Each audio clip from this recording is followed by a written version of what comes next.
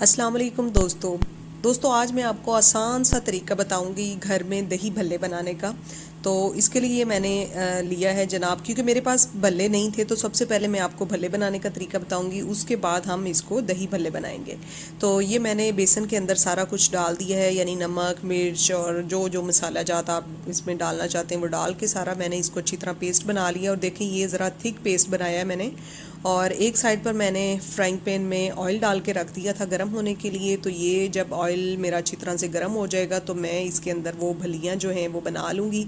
ये देखें आपके सामने बहुत ही थिक मैंने इसको रखा है, ताकि मैं अगर इसे बहुत ज़्यादा पतला कर दूँगी तो ये अच्छे भल्ले नहीं बनेंगे।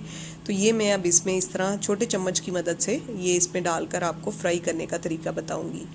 आप देख सकते हैं इसका कोई ज़रूरत नहीं कि आपने इसकी कोई ख़ास शेप बनानी है, किसी भी शेप में आप इसको बना सकते हैं। और माशाल्लाह ये ऑयल अच्छी तरह से गर्म हो चुका है और इसके अंदर मैंने ये जो भलियाँ हैं वो डाल दी हैं। और ये बहुत ही ज़बरदस्त बड़ी क्रंची और क्रिस्पी सी बन जाएंगी। और थोड़ी देर बाद मैं इसकी ये साइड जो है चेंज कर रही हूँ, ताकि इसकी दूसरी साइड जो है वो भी अच्छी तरह से पक जाए। और बहुत ज़्यादा ऑयल लेने की ज़रूरत नहीं है आपको, बस नॉर्मल सा ऑयल लें। तो ये दरअसल मैं थोड़ी क्वांटिटी में बना रही हूँ, तो सिर्फ आप लोगों को चेक कराने के लिए। ये देखिए मैंने अब इसको प्लेट में निकाल लिया है और अब मैं इसके अंदर डाल रही हूँ पानी। पानी डालने का मकसद ये है कि ये ज़रा नरम हो जाएंगी। जैसे आपने देखा है कि दही भल्ले के अंदर वो जो भल्ले होते हैं वो नरम होते हैं। तो इसको मैं अच्छी तरह इसके अंदर डिप कर दूंगी, ये इसके अंदर डिप होकर पड़े रहेंगे और ये नरम हो जाएंगे। साथ ही ये मैंने आलू बॉयल कर लिए हैं। आलू आपने बॉयल करके उसको छोटे छोटे काशे उसके कर लेने, छोटे छोटे कतले काट लेने आपने। और अब मैं ले रही हूँ दही। तो दही ये मेरे पास पैकिंग में है। तो आपको पता है बाहर तो ज़्यादातर चीज़ें पैकिंग में ही होती हैं, तो पाकिस्तान में तो हमें खुला दही भी मिल जाता है। खैर मैंने ये अब दही लेकर इसको मैंने एक चम्मच की मदद से इसको मैं निकाल रही हूँ एक बाउल में।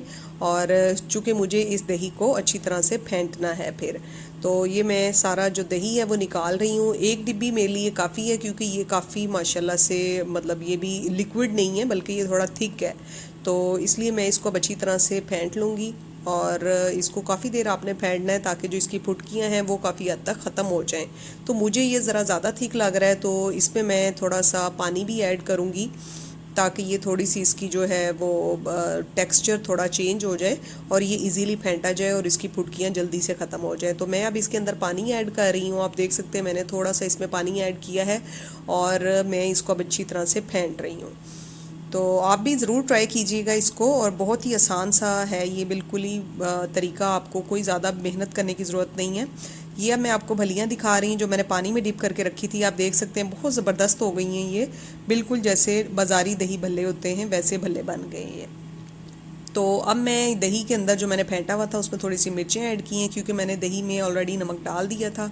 तो साथ ही अब मैं इसमें भल्ले भी और ये आलू भी डाल रही हूँ, और साथ में मैंने जो वो खीरा और प्याज काटा हुआ था वो भी मैंने इसमें ऐड कर दिया है।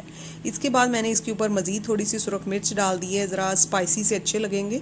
तो मेरे ये जो दही भल्ले हैं वो ऑलमोस्ट तैयार हो चुके हैं। मैंने इसमें टमाटर डाला नहीं है, तो ये आपकी मर्ज़ी है, अगर आप टमाटर डालना चाहते हैं तो आप टमाटर ऐड कर सकते हैं। उम्मीद है आपको आज की ये वीडियो अच्छी लगी होगी, तो इसको शेयर भी कीजिएगा और कमेंट सेक्शन में अपने कमेंट से ज़रूर आगाह कीजिएगा, और इसे एक बार ट्राई भी ज़रूर कीजिएगा। इस चैनल को सब्सक्राइब कीजिएगा। इंशाल्लाह मिलेंगे एक नई वीडियो में एक नई रेसिपी के साथ। तब तक के लिए अल्लाह हाफिज़।